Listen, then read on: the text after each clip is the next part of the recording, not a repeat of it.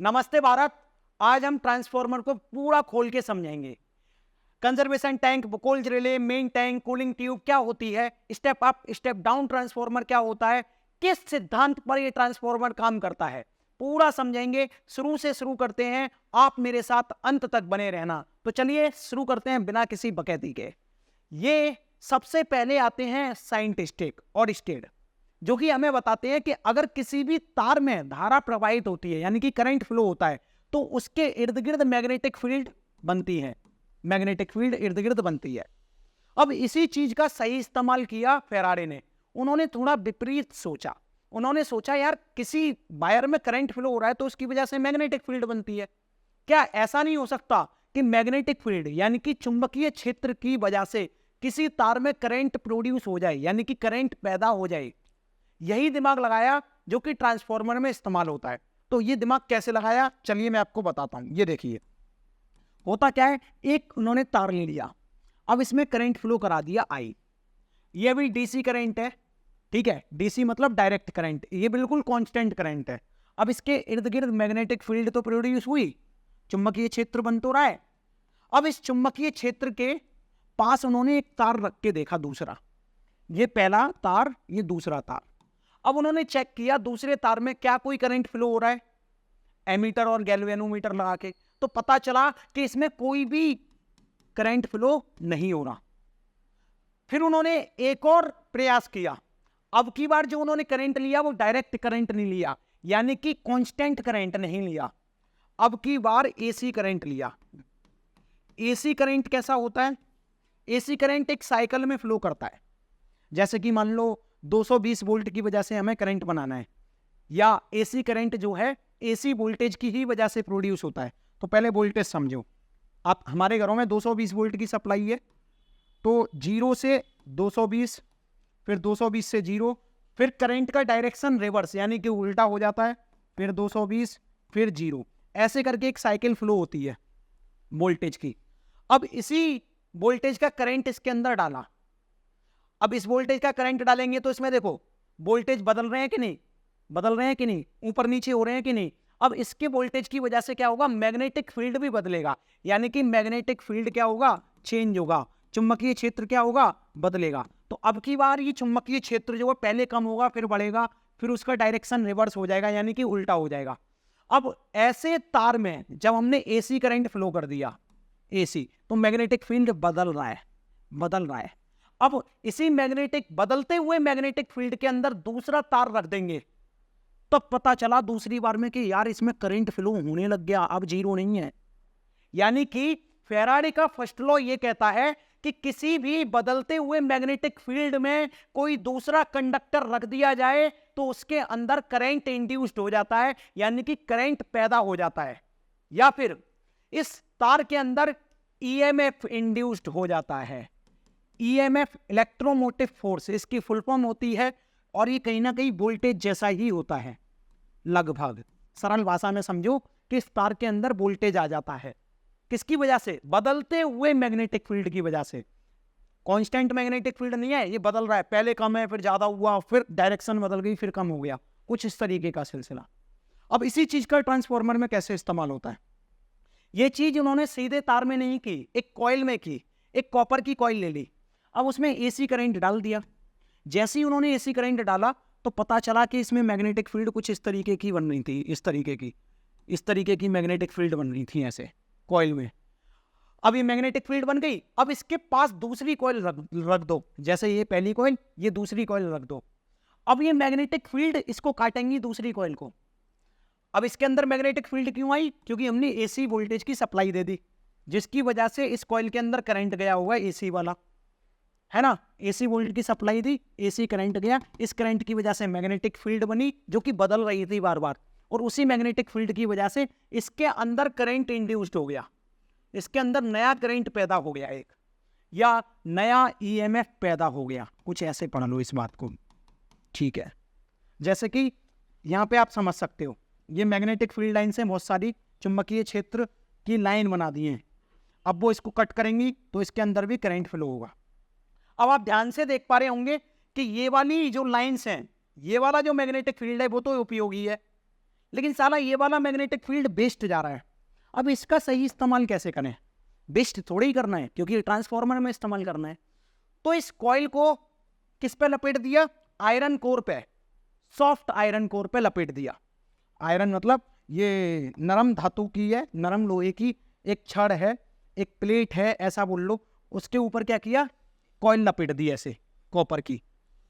अब इस कॉइल के ऊपर एक बोर्ड लगा देते हैं, इम्प्रेग्नेटेड पेपर, जो कि इंसुलेटर का काम करता है। अब इस पे लपेटने का फायदा क्या हुआ? जो बाद बाकी की मैग्नेटिक फील्ड इधर आ रही थी, अब वो इस कॉइल के थ्रू फ्लो होके इसमें पहुंच जाएगी, है ना। मैग्नेटिक फील्ड, ये जो मैग्नेटिक फील्ड है वो वेस्ट नहीं होगी, इसी कॉइल को मिलेगी। तो ये सारी की सारी मैग्नेटिक फील्ड या मैग्नेटिक फ्लक्स सही से इस्तेमाल हो जाएगा, इसीलिए इस कॉइल का उपयोग किया। लेकिन होता क्या है, इस मैग्नेटिक फ्लक्स की वजह से इस रॉड के अंदर क्या होता है ना, एडी करंट फ्लो होने लग जाता है, यानी कि भंवर धारा उत्पन्न हो जाती है इस मैग्नेटिक फ्लक्स की वजह से। अब इसमें जैसे ही भंवर धारा उत्पन्न होगी तो ये बहुत ज्यादा हीट होने लग जाएगा। अब एक एक्सपेरिमेंट किया, मैं करके भी दिखाऊंगा, अभी आप देख लेना। इसमें ना भंवर धारा ही प्रोड्यूस होती है, यानी कि जो आप इंडक्शन हीटर अपने घरों में इस्तेमाल करते हो, ये भंवर धारा के कॉन्सेप्ट पे, यानी कि एडी करंट के कॉन्सेप्ट पे काम करता है। एडी करंट, इसमें क्या होता है, देखो एडी करंट को क्या चाहिए? एक खड़ा लोहा चाहिए, इस तरीके का कुछ पूरी प्लेट चाहिए लोहे की। अब इसके अंदर मैग्नेटिक फील्ड की वजह से या मैग्नेटिक फ्लक्स की वजह से एडी करंट बनेगा, तो कुछ इस तरीके से भंवर धारा बनेगी।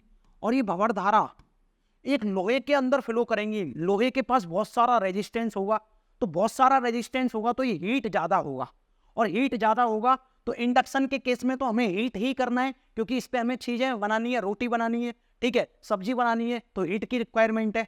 लेकिन साला यहाँ तो हमें ट्रांसफार्मर से वोल्टेज अप और वोल्टेज डाउन करना होता है ना, यहाँ हीट की जरूरत नहीं है। इसीलिए यहाँ पे ये जो अपनी नरम लोहा है, इसको सीधा खड़ा रॉड नहीं रखते।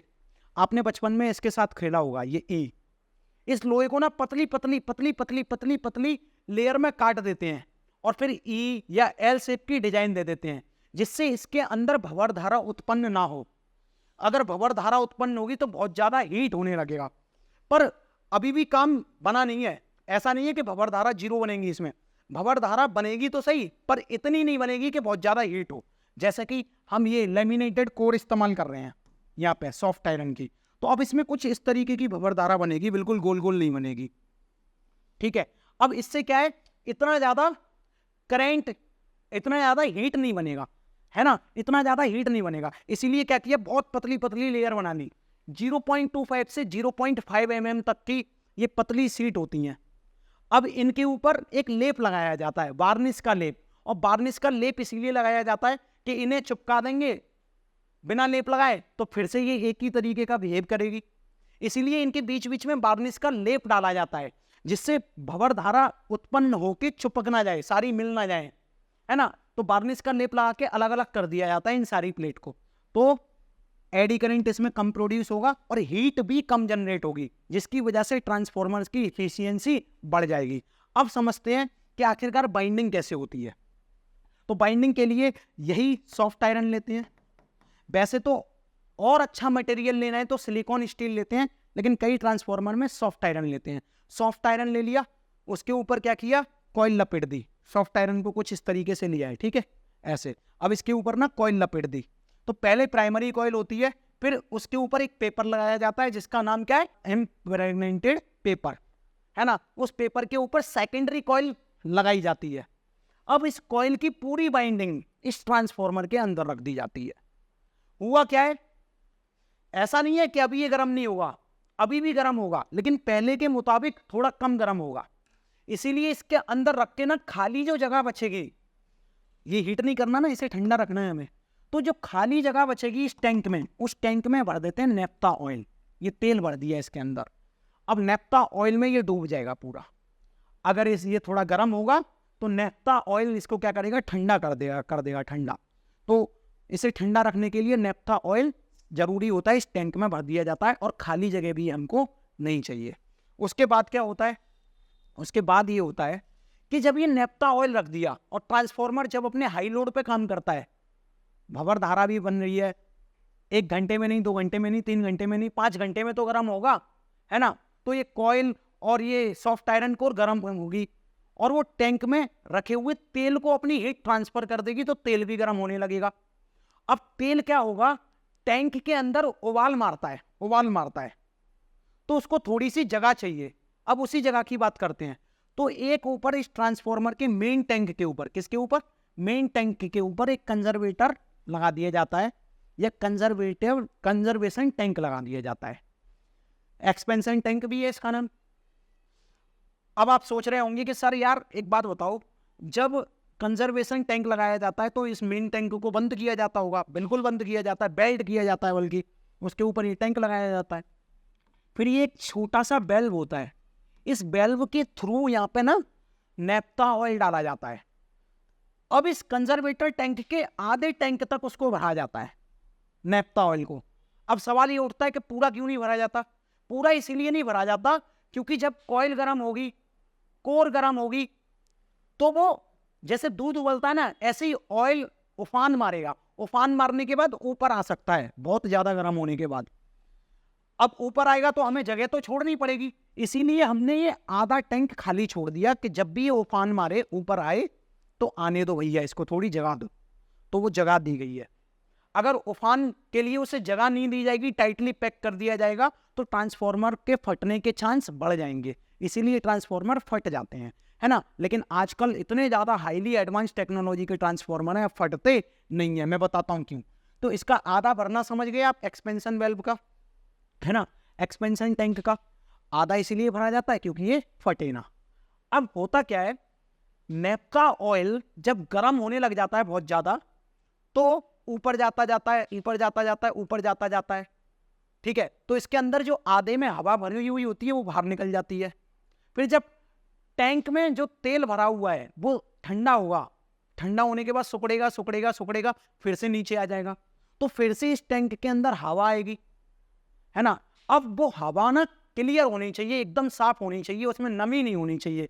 अगर उस हवा में नमी हुई तो भी ट्रांसफॉर्मर फट सकता है। इसीलिए एक ब्रीदर नाम की चीज लगाई जाती है, और पूछा यह जाता है पेपर में कि ब्रीदर किस पे लगाया जाता है, तो ब्रीदर लगाया जाता है आपका एक्सपेंशन टैंक पे। एक्सपेंशन का मतलब जो फैलाने के लिए मदद करता है नैप्था ऑयल को। अब इस ब्रीदर को कैसे बनाया जाता है, आप झूम करके यहाँ पे देख सकते हो।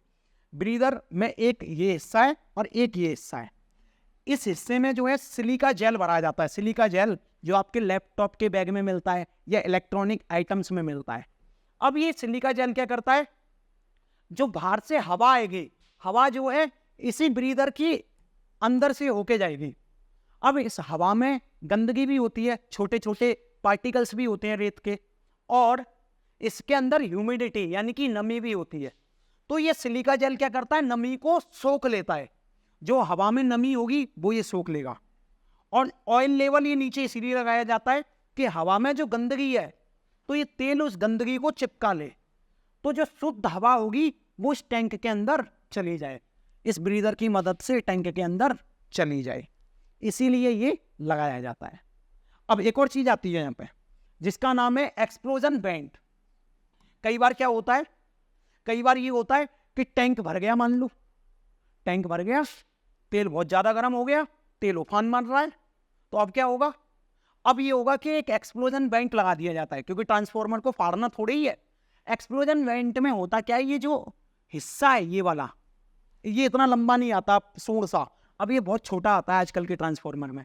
ये जो हिस्सा होता है ये बहुत हल्के मटेरियल का बनाया जाता है, बहुत हल्के, मतलब कि यहाँ से अगर मान लो ये टैंक भी भर गया, ये भी भरा हुआ है, तो अब यहाँ से निकलना चालू होगा नैप्था ऑयल, और जैसे ही यहाँ तक पहुंचेगा नैप्था ऑयल, इस पे प्रेशर लगाएगा तो ये फट जाएगा।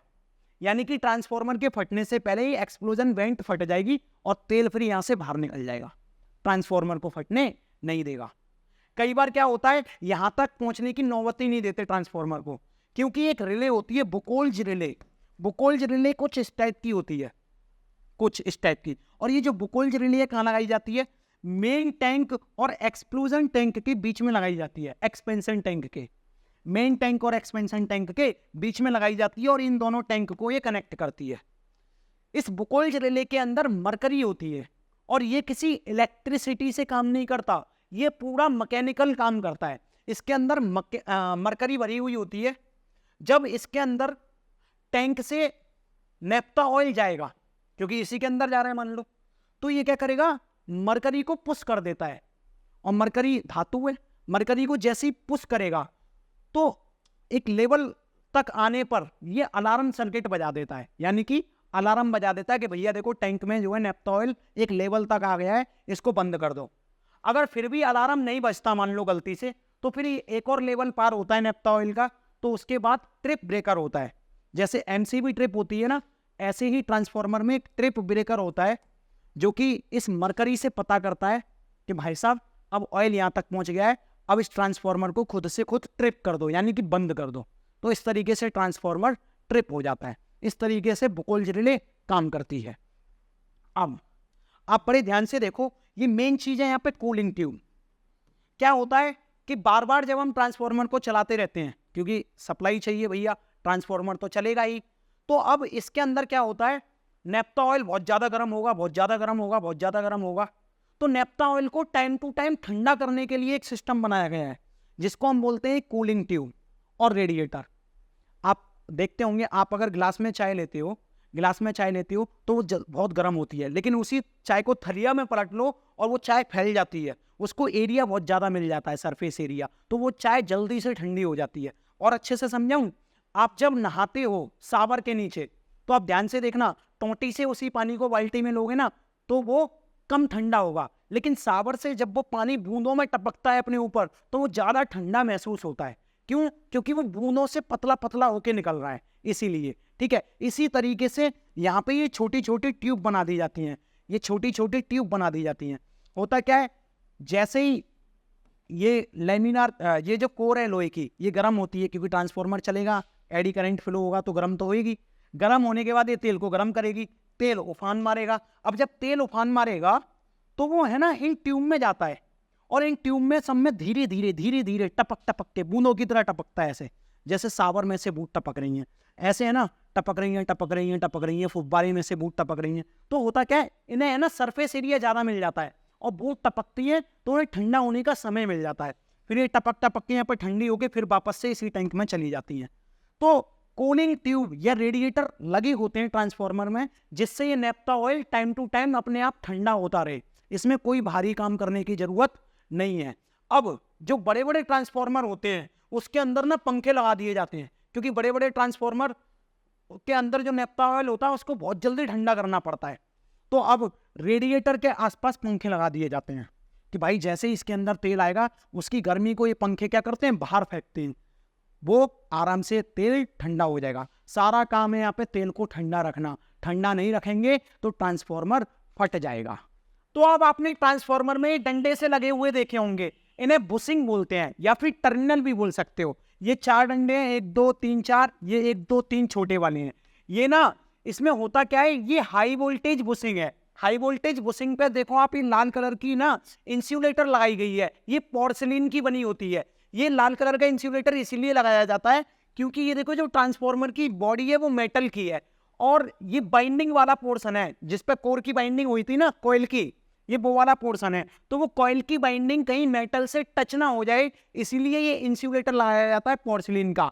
ये हाई वोल्टेज बुशिंग है, ये लो वोल्टेज बुशिंग है। जैसे कि मान लीजिए किसी मोहल्ले में ट्रांसफार्मर रखा है, तो इधर से हाई वोल्टेज की लाइन जुड़ी होगी जो कि बिजली घर से आ रही होगी, हो सकता है 10,000 वोल्ट की हो सकता है 20,000 वोल्ट की हो, और इधर से ऐसी लाइन जारी होगी जिसका वोल्टेज कम होगा, क्योंकि अब घर में सप्लाई जाएगी तो वो 220 वोल्ट की जाएगी।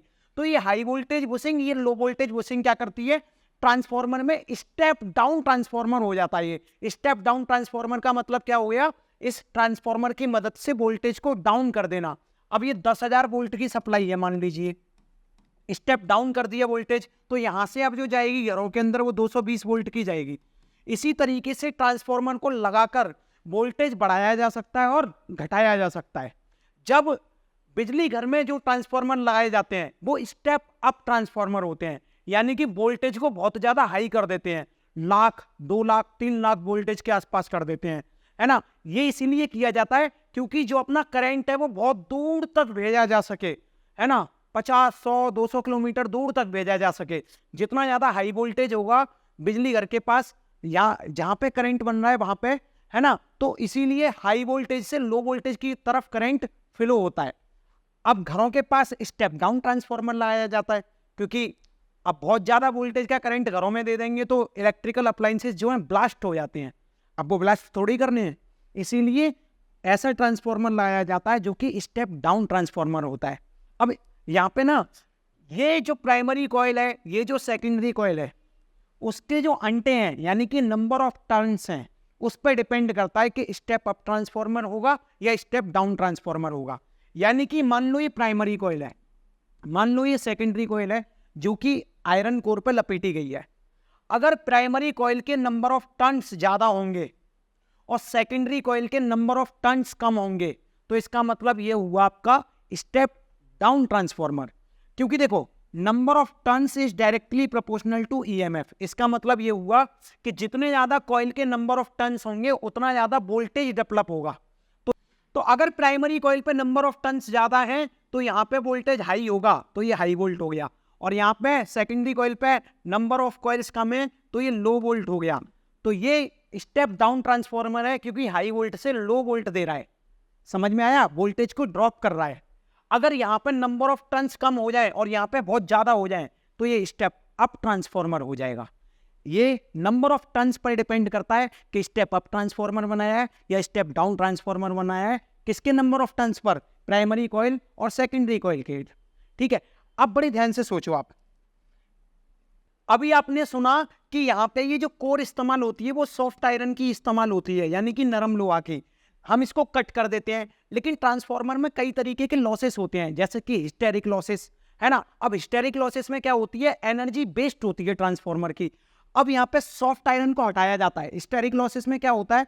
क्योंकि हम जो ट्रांसफार्मर में करंट देते हैं वो ऑल्टरनेट करंट होता है, और ऑल्टरनेट करंट की वजह से जो मैग्नेटिक फील्ड होता है वो कम ज्यादा हाई लो ऐसे होता रहता है ना। जब करंट की दिशा ऊपर होगी तो यानी कि मैग्नेटिक फील्ड इधर की तरफ होगा, मान लो, है ना। जब करंट की दिशा नीचे आ जाएगी तो मैग्नेटिक फील्ड की दिशा उल्टी हो जाएगी। तो इलेक्ट्रॉन पहले ऐसे चलेंगे, फिर इलेक्ट्रॉन ऐसे मूव होने लगेंगे। तो होगा क्या है? ये कॉइल एक बार मैग्नेटिक होगी, है ना, फिर जब रिवर्स डायरेक्शन हो जाएगा तो डीमैग्नेटिक हो जाती है।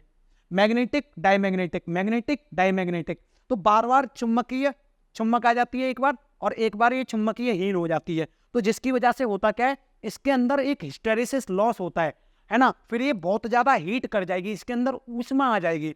अब उसी ऊष्मा को कम करने के लिए, इसकी इफिशियंसी बढ़ाने के लिए यहाँ पर इस्तेमाल करते हैं सॉफ्ट आयरन की जगह सिलिकॉन स्टील का। सिलिकॉन स्टील में हिस्टेरिसिस लॉस जो है कम हो जाता है, जीरो नहीं होता लेकिन बहुत हद तक कम हो जाता है। इसीलिए इसकी जगह क्या इस्तेमाल करते हैं? Silicon steel. तो ये आपसे एग्जाम में पूछ सकता है। तो ये है ट्रांसफार्मर। आज का ट्रांसफार्मर का वीडियो खत्म करने के बाद थोड़ी सी इंफॉर्मेशन आपके लिए। हमारा यूट्यूब चैनल फन इन पाठशाला आप सब देख रहे होंगे, इसकी प्लेलिस्ट विजिट करो, आपको बहुत मस्त मस्त इन्फॉर्मेटिव वीडियो मिलेंगे। हम पाखंड वर्जित साइंस के ऊपर वीडियो बनाते हैं, जिसमें हम पाखंडी बाबाओं को रिवेल करते हैं और उसके पीछे की साइंस सिखाते हैं। और आपको एक गूगल फॉर्म मिल जाएगा।